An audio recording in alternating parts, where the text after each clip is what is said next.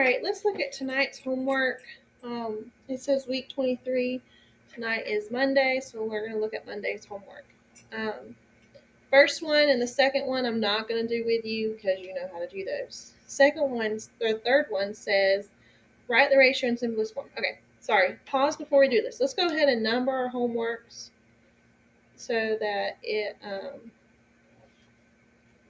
is easy for you to punch in to Edulastic.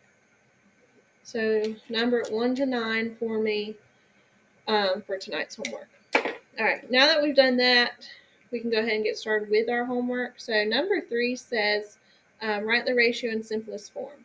So we have the ratio 12 to 3, and we want to simplify that. Well, we know that a ratio can also be written as a fraction, so I can write it as 12 to 3, and then I can just simplify my fraction. I know that 12 and 3 share a factor of 3, so I can divide each number by 3, and 12 divided by 3 gives me 4, and 3 divided by 3 gives me 1. So my fraction is 4 over 1, but since it gave it to me in the ratio form, I'm going to rewrite it as the ratio form, and this is going to be my answer for number 3. Number 4 says Robert is purchasing some packs of chicken from the supermarket. The first package weighs 45 ounces. 45 ounces. The second package weighs 3 pounds. Which weighs more? So this is the first package and this is the second package. So these are not in the same units of measurement. This is ounces and this is pounds. So we know that there are 16 ounces in 1 pound. So what might be easiest is to change these 3 pounds to ounces.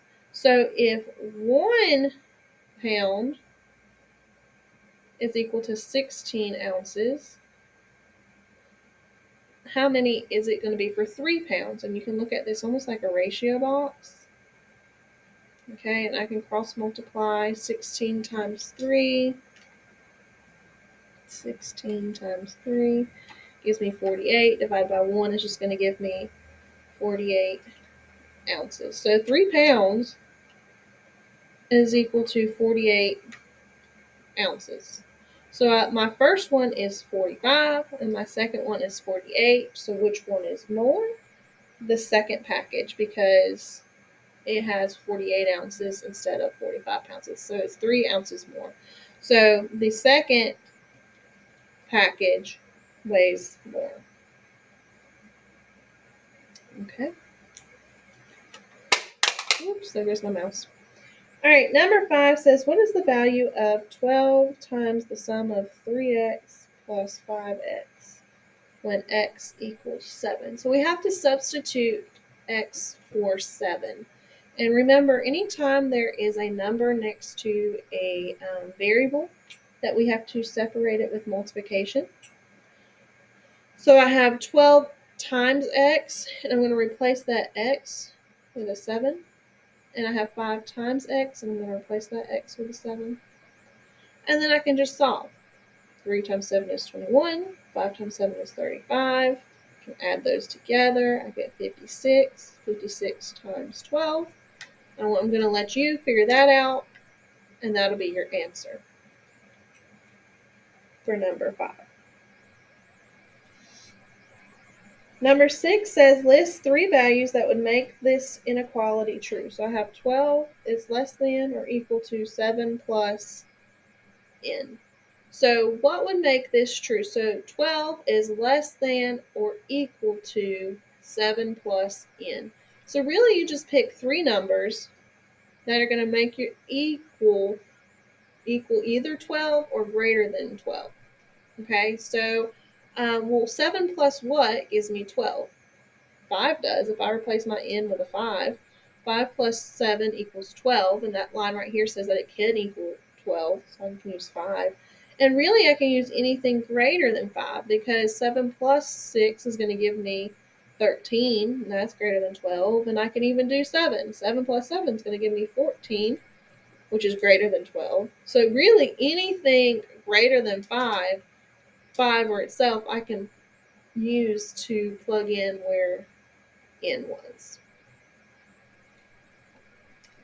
All right, number 7 says Cassandra is training for a 10-mile race. On the first day of training, she runs 4 miles. Each day after that, she adds 0.5 miles.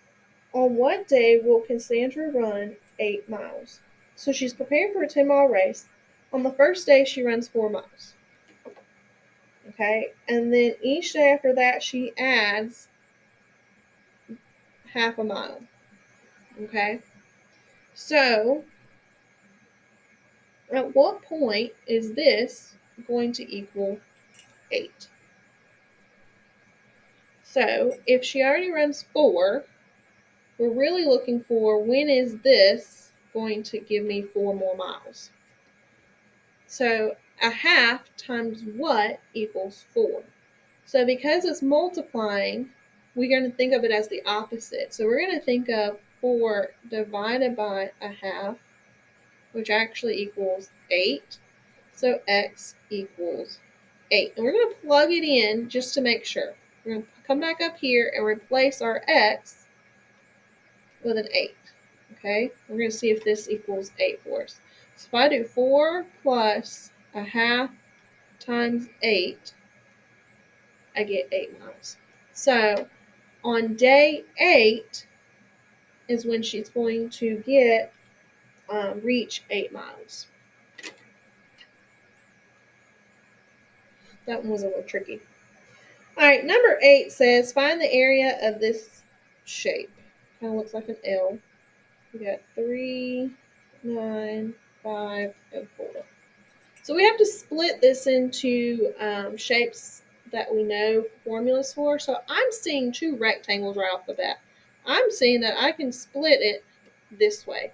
And so now I have a rectangle here that is 3 by 9, and I have a rectangle here. Well, this rectangle is 3 by 9, so I do length times width. So 3 times 9, which gives me 27. Now I have to do this. I have 4 times, and we don't know how long this piece is. This 5 goes from here to here. So I need to know how far is it from here to here. So to figure that out, I know what this piece is. And I know it because opposite sides are equal. So if this side is 3, that means that part is 3. So if we've used 3 of the 5, that means this piece right here has to equal 2. So 4 times 2 gives me 8. And to find the total area, I have to add 27 plus 8, and that will give me my answer. All right, and number 9, I'm going to show it to you here on the actual paper. All right, volume. Let's see if I can get it to focus a little bit better for us. There you go. Volume equals length times width times height. So I have to figure out how wide it is. So I got 1, 2, 3 wide, 1, 2, 3 long, and 1, 2, 3, 4 tall. So I have to do 3 times 4, and that'll give me my answer for my volume. And that's it. So if you have any questions, let me know.